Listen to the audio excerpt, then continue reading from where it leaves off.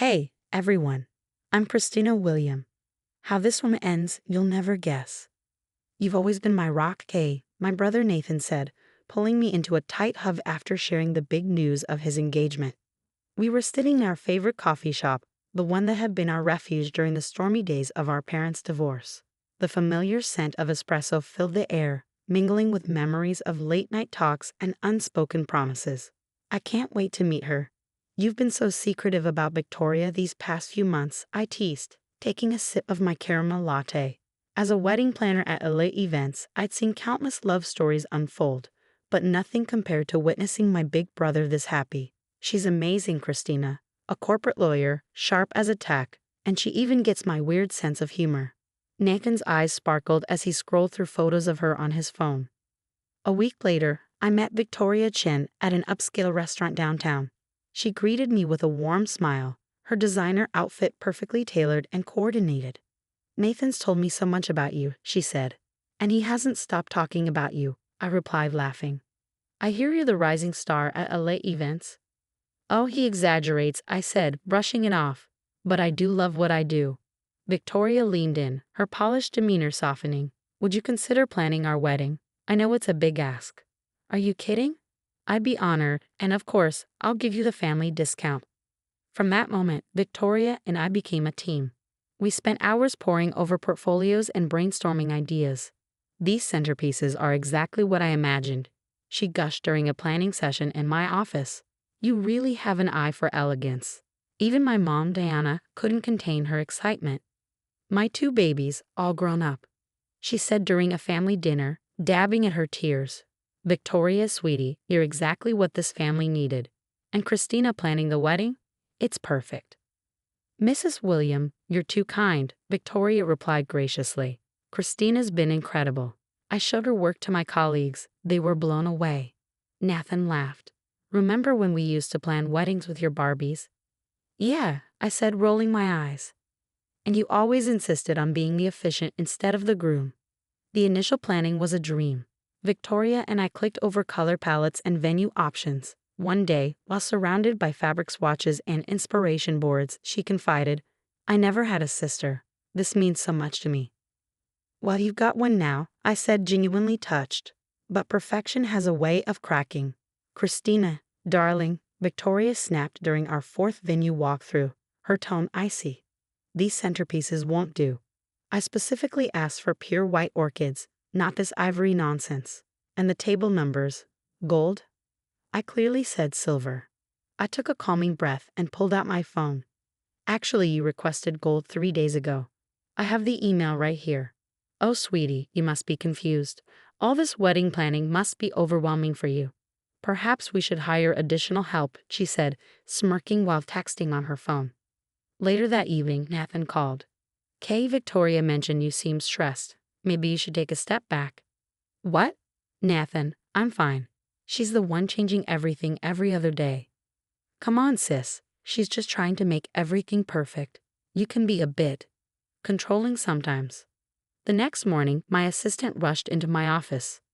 "Mrs. Henderson canceled her daughter's Sweet 16, she said, panic in her voice. "Victoria told her you inflate prices and use cheap substitutes for premium materials." "She what?" My hands shook as I called Mrs. Henderson. "I'm sorry, Kristina, but Victoria showed me proof of the flower costs versus what you charged.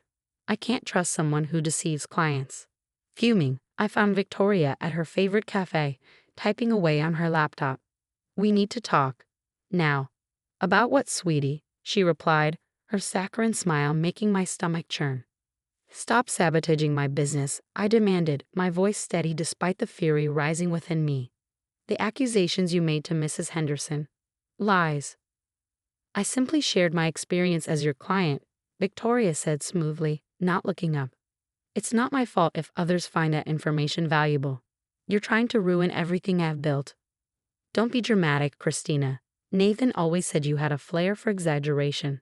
Leave my brother out of this." "Your brother?" Victoria's voice dripped with mock sweetness. "Honey, he's my fiancé. Maybe you're the one who needs to step back." That afternoon, during the final venue walkthrough, Victoria's voice suddenly pierced the calm. "My ring. Where's my engagement ring?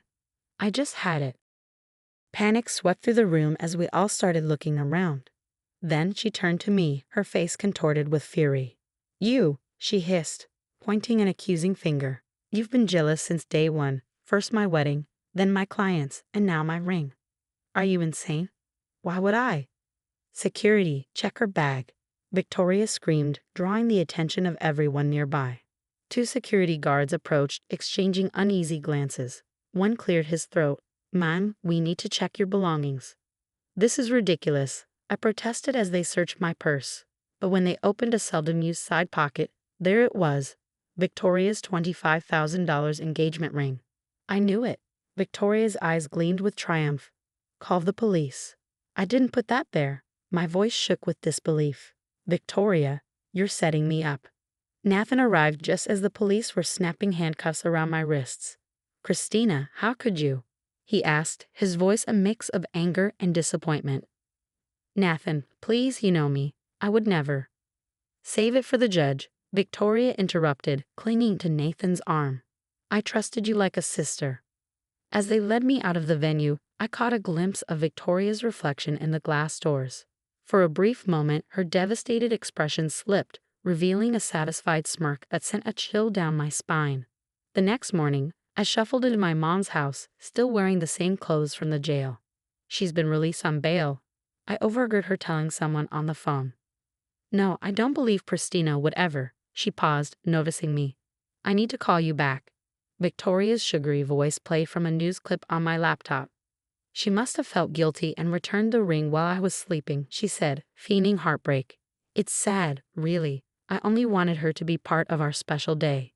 My phone buzzed with another cancellation email, the 12th in 2 days. My lawyer's warning rang in my ears. "Your arrest record could affect your event planning license." Something wasn't adding up. The venue's security footage had mysteriously disappeared. As I scrolled through social media, reading comment after comment labeling me a jealous thief, a message popped up from an unknown number. "Saw your story. Same thing happened to me. Coffee." The next day, I met Rachel Martinez at a quiet diner.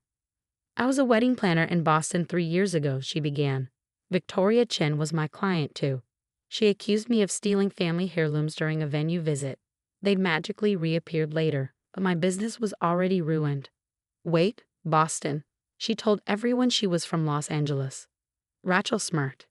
"Girl, keep digging. You'll find Sarah in Chicago and Melissa in Seattle. All wedding planners, all accused of theft by Victoria Chen."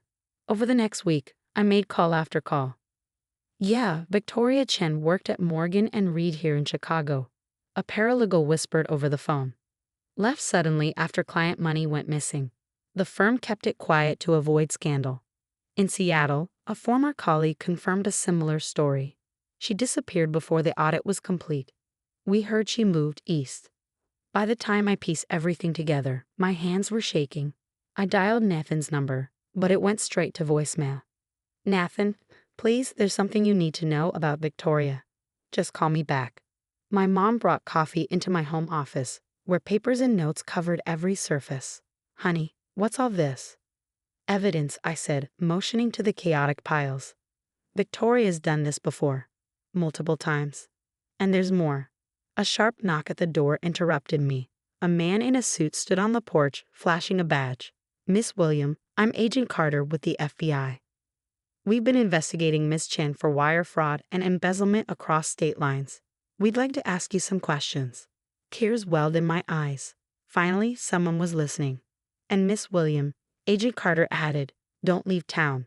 This is about to get very interesting." The next morning, my lawyer called. "Kristina, the venue found the missing security footage. You need to see this." Breaking news lit up my living room as I sipped my coffee. High-profile lawyer Victoria Chen arrested on multiple fraud charges on her wedding day. Rachel texted me seconds later. "Did you see her face when they put her in the squad car? Priceless." The security footage showed Victoria slipping her ring into my bag during what appeared to be a friendly hug.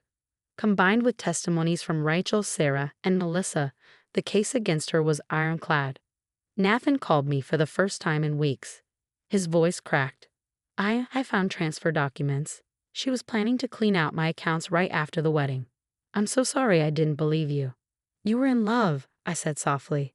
She fooled everyone. But you're my sister, Nathan said, his voice thick with regret. I should have known better. The class action lawsuit made headlines. Multiple wedding planners unite against serial fraudster. Victoria's former law firms came forward, each revealing missing client funds matching her employment dates. Your Honor, my client pleads not guilty, Victoria's lawyer announced in court. Save it, Victoria snapped, her designer wardrobe replaced by an orange jumpsuit. I'll take the deal. My phone wouldn't stop ringing with new client requests. Mrs. Anderson is hosting the governor's fundraiser, my assistant beamed. She specifically requested you after hearing your story. Outside my office, a reporter caught up with me. Kristina William, how does it feel to be nominated for Event Planner of the Year? The award ceremony was packed. Nathan sat beside me, both of us healing, both of us stronger. The nominees have all demonstrated excellence in their field, the presenter began. But one nominee showed extraordinary resilience in the face of adversity. This year's Event Planner of the Year award goes to Kristina William. As I walked to the podium, I caught a glimpse of the evening news playing on a lobby TV. Victoria Chen accepts plea deal minus 15 years for multiple fraud charges. This award isn't just mine, I said into the microphone. It belongs to every person who's been falsely accused, who lost everything but kept fighting for the truth. Sometimes the worst moments in our lives lead us to our greatest victories. Later that night, I found a note from Nathan on my desk. Thank you for never giving up, not just on clearing your name, but on me too. Love, your big brother. My phone buzzed with a news alert. Victoria Chen's cellmate reports she's already trying to run scams from prison. I couldn't help but laugh. Some people never change, but their power over us does. Ready for the governor's event? My assistant asked the next morning. More than ready, I said, smiling as I picked up my Event Planner of the Year award from my desk. Sometimes karma just needs a little help from the FBI. Have you ever ignored glaring red flags because you wanted to believe the best in someone, like Nathan did with Victoria? If you were in my shoes, would you have confronted her earlier or quietly gathered evidence as I did? Drop your thoughts in the comments. I'd love to hear your own experiences with manipulative people who tried to destroy your reputation. How did you handle it?